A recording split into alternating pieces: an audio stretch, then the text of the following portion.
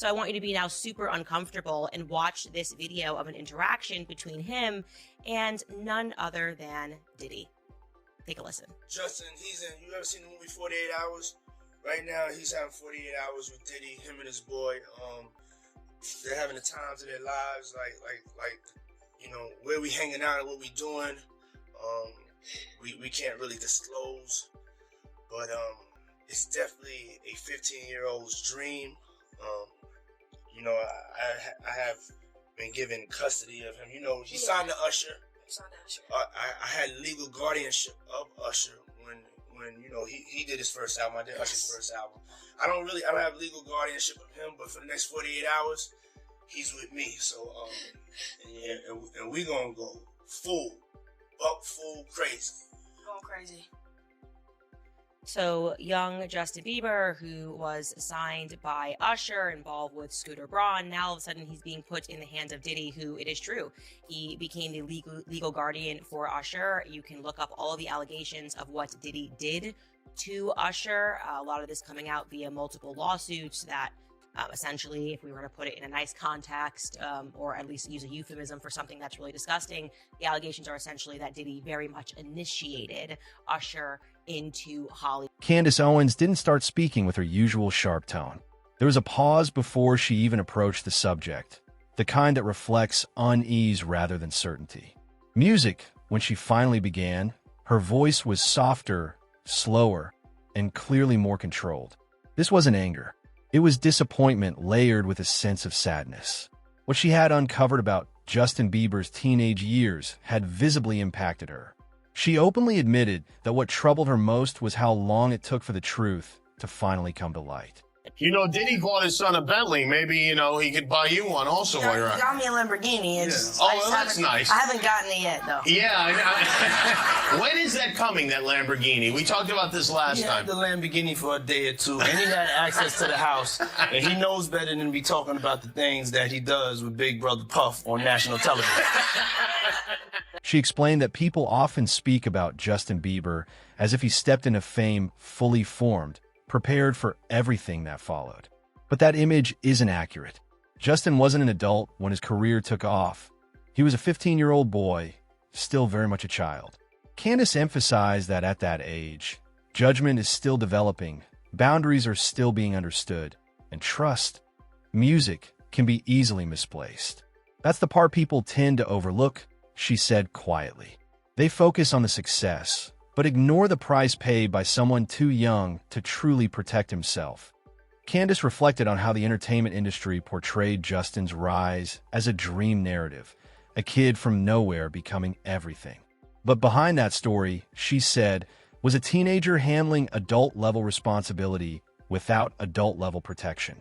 He was generating millions for those around him, yet had very little control over the situations he was placed in.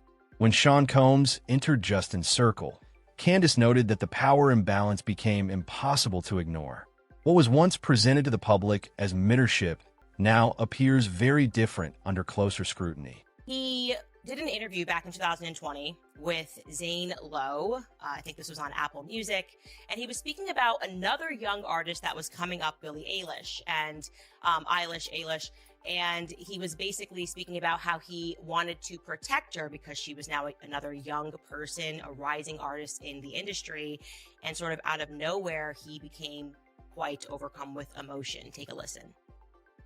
Did you feel protective of her? Yeah, I definitely feel protective of her.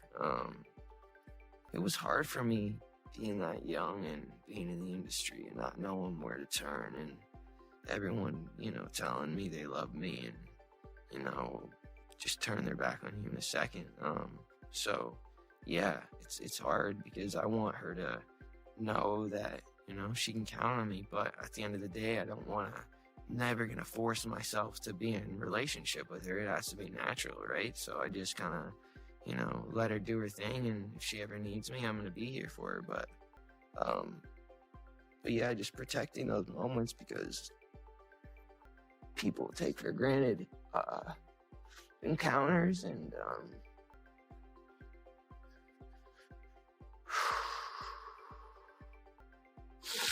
yeah, so yeah, I just want to protect her, you know? I don't want her to lose it. I don't want her to, you know, go through anything I went through. I don't wish that upon anybody. So, yeah, if she ever needs me, I'm just a call away. I'm not even kidding. Watching that clip makes me emotional because he is saying so much without really saying anything. And in this one video, it looks like whatever Justin is doing, I'm not going to show it out of just respect for the fact that I truly believe that Justin Bieber is a victim. But whatever he is doing in this video with Trey Songz and Odell Beckham Jr. looks highly suspicious. I can show you a still from that video because I think the relevant part is Justin Bieber is not sober. He is clearly very heavily under the influence at this party. And if you remember that lawsuit that the producer Rodney dropped against Diddy, he said that unbeknownst to all of these people, they were being drugged at Diddy's parties, that they were pouring out the liquor bottles and replacing it with other drugs. He kept to my limits. Oh, I gotta feel that experience. I'm coming back. Happy New Year! She revisited old footage of Sean Combs speaking publicly about spending time with Justin Bieber. At the time, it was treated as a lighthearted celebrity moment. Candace said, "Watching it now feels unsettling. Music, the way Justin was spoken about, the ease with which boundaries seemed to be brushed aside." She shook her head, explaining how quickly the moment passed without real scrutiny. "That wasn't guidance," she said softly. "That was control being normalized." What troubled Candace most was the idea that Diddy allegedly held temporary authority over certain parts of Justin's life during those early years. Not just casual influence, but structured access to his time and presence. Music, Candace slowed her delivery here, choosing her words carefully. When a powerful adult has that level of access to a teenager, she said, the responsibility is enormous. And when that responsibility is abused, the impact doesn't simply fade because the child grows older. Unearthing videos of Justin Bieber at Diddy parties. Now, Justin Bieber was obviously extremely young when he entered the industry, extremely innocent when he entered the industry, an industry that he did not quite understand as a boy who just knew how to sing and play the guitar and just did both of those things on YouTube. And then he was scooped up, and suddenly he was a part of people like Diddy going after him and saying, "Hey man, why don't you pick up my phone calls?" There's actually a video of that. Diddy and Justin Bieber looks to be like 15 years old and said, "Why aren't you picking up my phone calls?" And he's like, "Oh, I know you were trying to contact me through people and I don't have your number." And the next thing we know, Justin is at Diddy's parties. What's up, man? You good? I'm good. How are you? All right, young brother, everything's good? Everything's Selling great. out arenas and everything? Starting to act different, huh? You ain't been calling me and hanging out the way we used to hang out. Well, I mean, you tried to get in contact with me, through all my, partners and whatnot. Mm-hmm. But you never really got my number, so. Right. Okay. My number? Yeah. As she continued, Candace Owens referenced accounts from insiders who described the private environments Justin Bieber was reportedly brought into. These weren't spaces meant for a teenager. They were closed, controlled settings where he appeared uneasy and out of place. Candace avoided sensational language, but the sadness in her voice carried the weight of what she meant. She described Justin as quiet, withdrawn, and visibly uncomfortable in rooms where he should never have been expected to feel at ease. "That image stays with you," she said. A kid trying to disappear in a room full of adults. She then shifted to the years that followed, when Justin's struggles became public. Emotional breakdowns, exhaustion, music and moments tabloids turned into ridicule. Candace admitted that many people, including herself, once saw those instances as signs of immaturity or entitlement. Looking back, she said that judgment feels misplaced. Those weren't tantrums. They were fractures forming under pressure that began too early and went unaddressed. She pointed to old interviews where Justin seemed guarded, even tense. When certain names or chapters of his life came up, his body language revealed more than his words. People underestimate how much the body holds on to, she said. You can smile and still be bracing yourself inside. Her tone grew heavier as she acknowledged how many signs were visible long before anyone chose to interpret them honestly. What weighed on Candace most wasn't only the role of Sean Combs, but the silence surrounding it.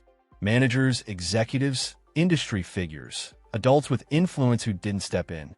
She didn't frame it as cruelty, but as absence, a failure to act. Sometimes the harm isn't just what happened, she said. It's what people allow to continue because it's easier to stay uninvolved. She spoke about fear and reputation, about how Diddy's power made people hesitant to challenge him. But she made one point clear. The cost of that hesitation fell on Justin. He was the one who carried the consequences. She said quietly, not the adults who remained comfortable. As the discussion continued, Candace Owens shifted her focus to Justin Bieber and his efforts to rebuild his life in the years that followed. Stepping away from chaos, seeking stability, and leaning into faith and personal growth. She spoke with respect about music, how difficult it is to heal from experiences that happen before you're old enough to fully understand what's being taken from you. Healing doesn't erase the past, she said. It simply gives you a way to move forward. Near the end, Candace addressed Sean Combs directly, not with anger, but with a sense of disappointment. Power comes with responsibility, she said, and when that responsibility is ignored, the truth has a way of surfacing. Her tone was steady, but heavy. She didn't need to raise her voice. The weight of her words carried music enough on its own. She closed by bringing the focus back to Justin, making it clear that the story isn't about defining him by what happened, but about recognizing what he endured. Struggle doesn't make someone weak, she said. Surviving it is what builds strength. Candace emphasized that Justin's willingness to speak openly about pain, faith, and healing holds real significance, especially for others who went through similar experiences in silence. The segment ended quietly.